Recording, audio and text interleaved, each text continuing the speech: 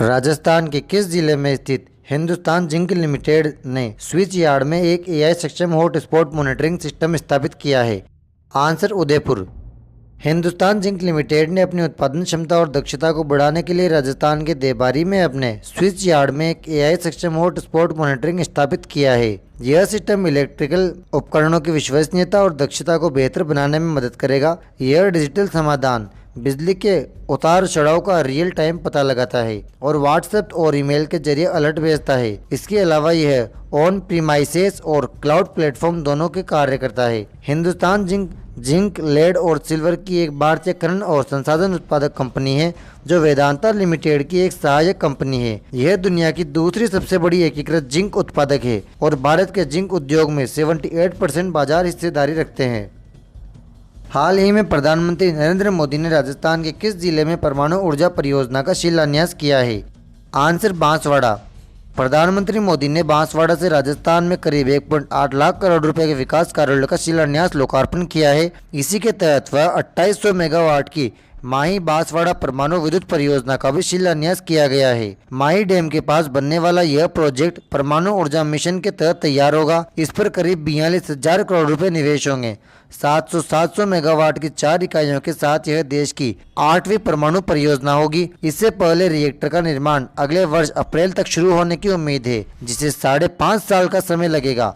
भारत का वर्ष 2031-32 तक अपनी परमाणु ऊर्जा क्षमता को 22,480 मेगावाट तक बढ़ाने का लक्ष्य इस परियोजना के माध्यम से एक महत्वपूर्ण मील का पत्थर साबित होगा। हाल ही में किस राज्य में पंडित दीनदयाल शोध पीठ स्थापित करने की योजना बनाई जा रही है? आंसर राजस्थान।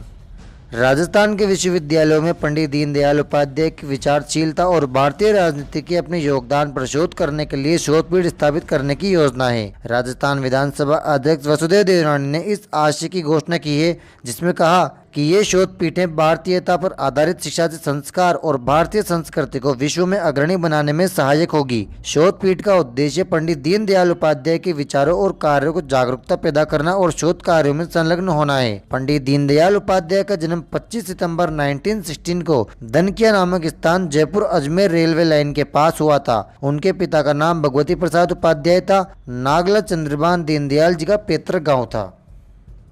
किस राज्य सरकार द्वारा 4 जुलाई 2025 को पंडित दीनदयाल उपाध्याय गरीबी मुक्त ग्राम योजना की शुरुआत की गई थी?